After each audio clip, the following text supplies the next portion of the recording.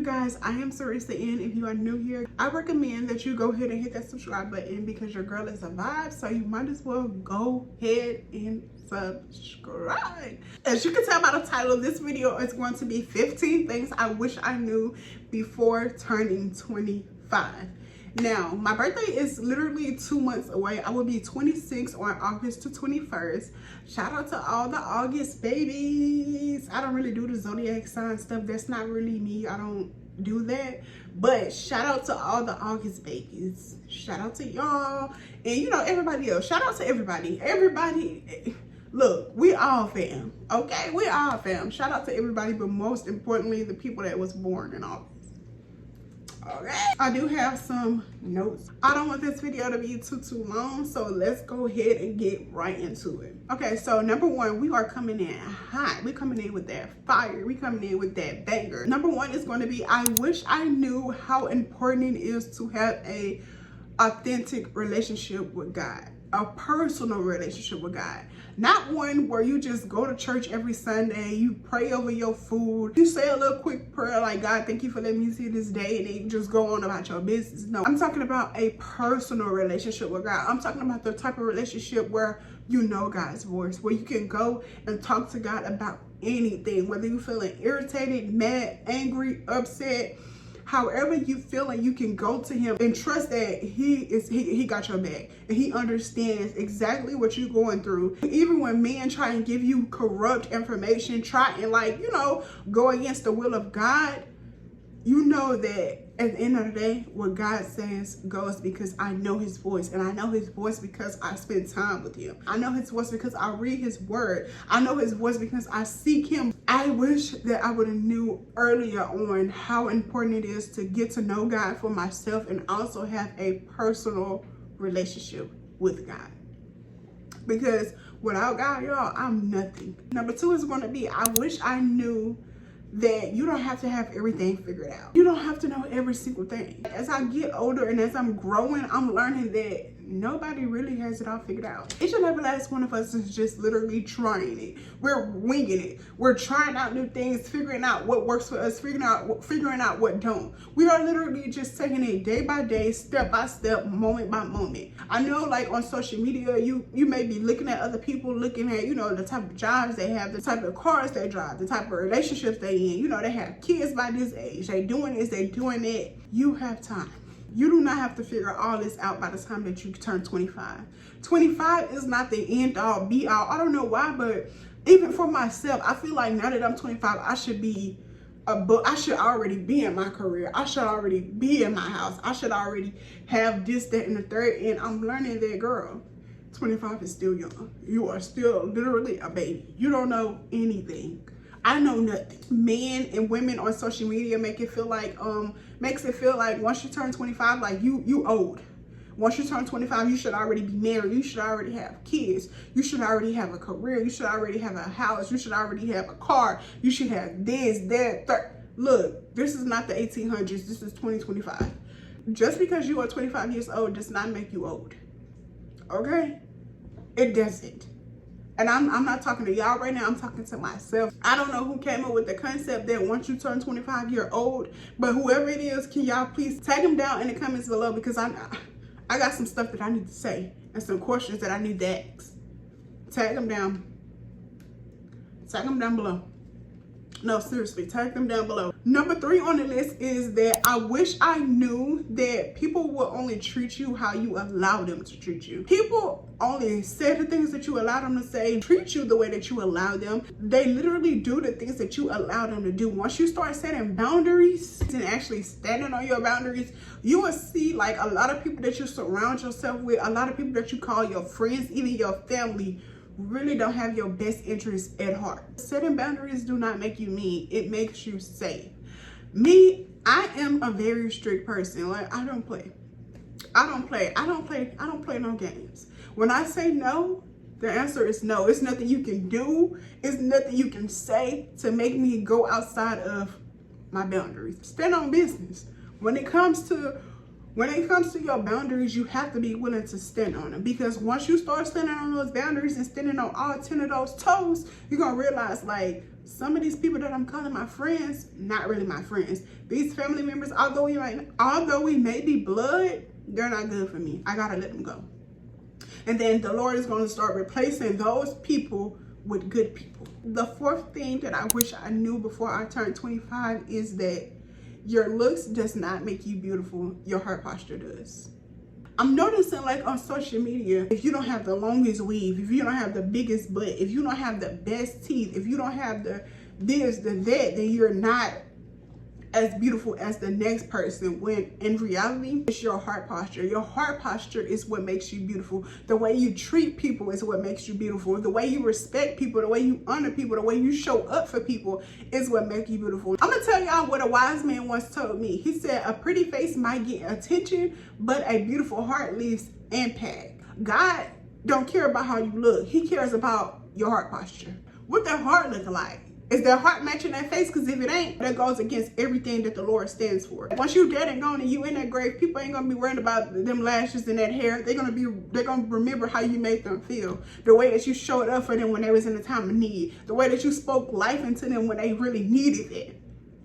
They remember those things, not the superficial things, you know? Number 5 is gonna be, I wish I would have knew how important it is to save for rainy days. I don't care. Let me tell you something. I don't care if you're saving a penny a day, $2 a month, $3 a week, 5 cents per day. I don't care what it is. Put you some money up for a rainy day, because you never know. You never know what might happen. You can get laid off your job.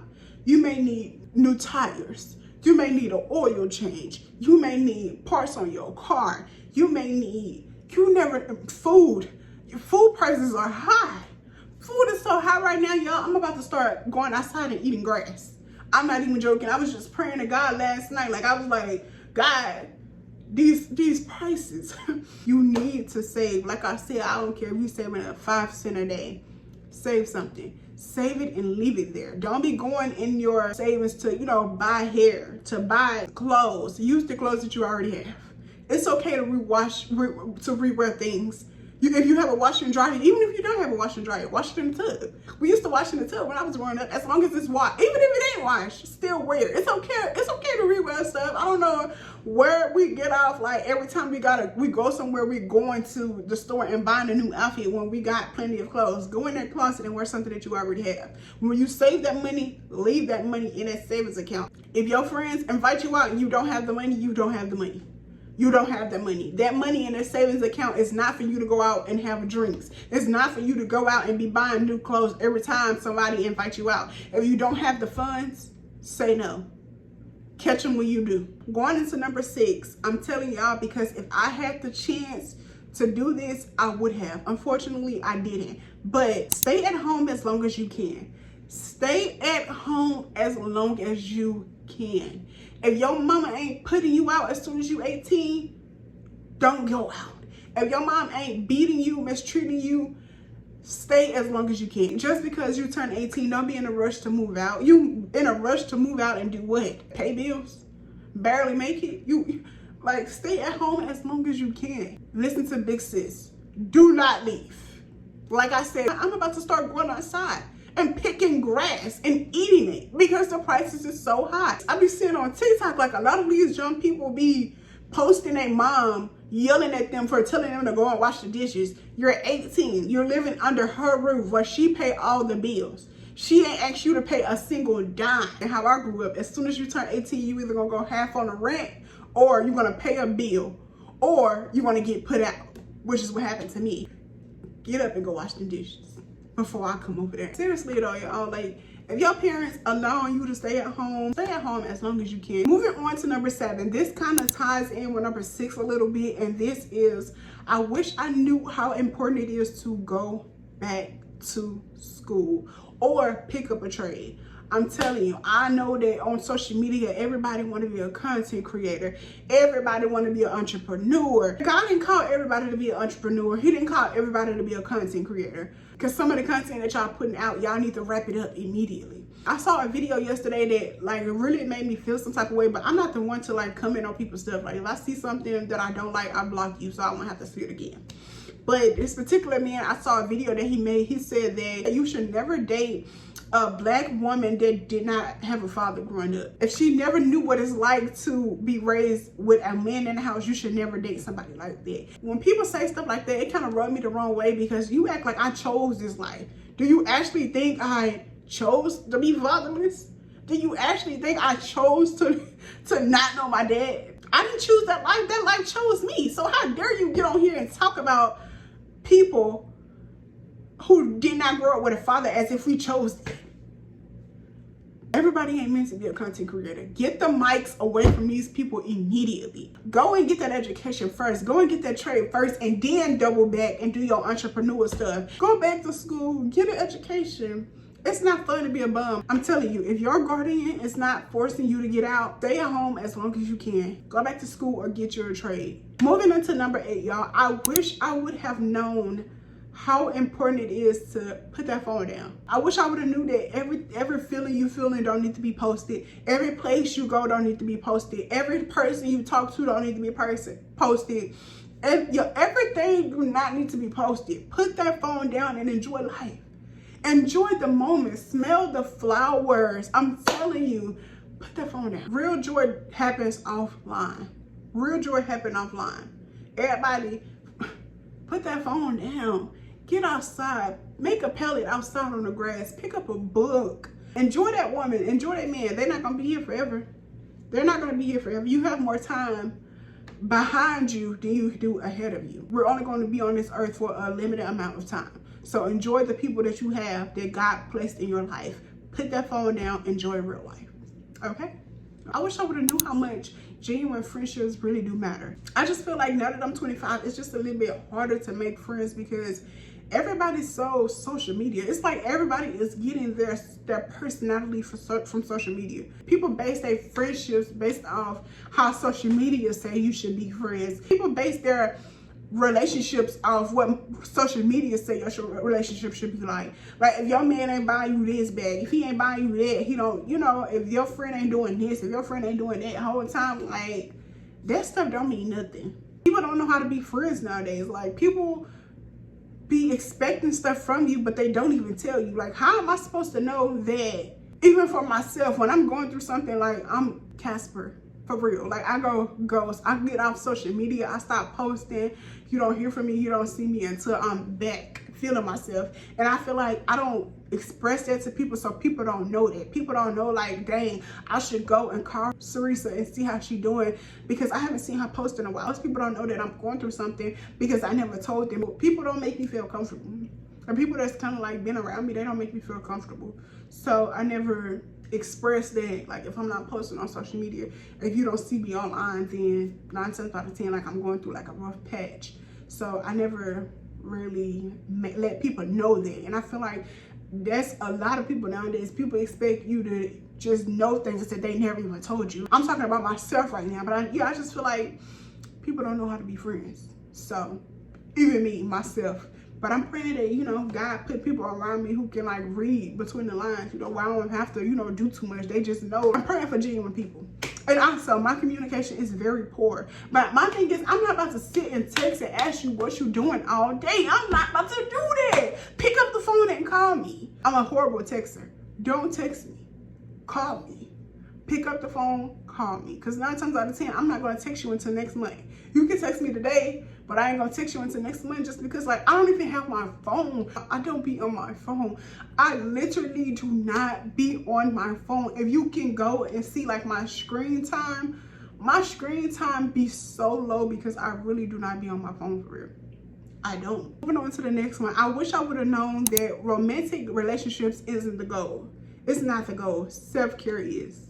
The more you value and respect yourself, the better your relationships will be. Once you start really loving yourself and really start like putting yourself first. When I say putting yourself first, I mean learning how to respect yourself, learning how to show up for yourself, you know, putting yourself first, treating yourself with the respect, doing stuff that you would want other people to do for you, showing up for yourself the way you want other people showing up for you. You're no longer going to be hanging around people that no longer serve you, that don't uplift you. You're not going to be hanging around people that demean, that talk down on you, that talk bad about you, that talk about you like you're trash, make you feel less than, make you feel unworthy. Once you really start putting yourself first and loving yourself as you should, your friendships and relationships, they're going to start looking different. Moving on to the next one, this kind of ties in. I wish I would have knew how important it is to know that you are the prize. Not even just me, you are the prize. You are worthy. I don't care if you're a man, a dog, a hog, a frog.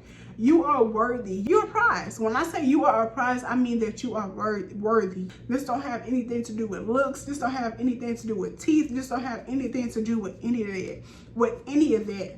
You are the prize because of your character, the way you treat people, the way you show up for people. They kind of sound like I'm repeating myself because I said something similar to this earlier, but these are two different things. When I say you are the prize, I'm saying you are worthy. Because a lot of times, like, the devil can make you feel like because I came from a certain family, because I don't have a certain look, because I'm a certain skin color, because I walk a certain way, I talk a certain way, that I'm not worthy of being loved, that I'm not worthy of, you know, being respected, that I'm not worthy, when that is so far from the truth. The Bible says that you are the head and not the tail. And sometimes the devil will make you feel as if you're not that girl, if you're not that man, when you are. You are that man and you are that girl and you are that prize and you are worthy because the Lord said you are. But it's your character that make you worthy. It's the way that you treat people that make you worthy. This ain't got nothing to do with your looks. I don't care what the devil say. I don't care what him and his little minions say. Of course they're gonna say that. Come on.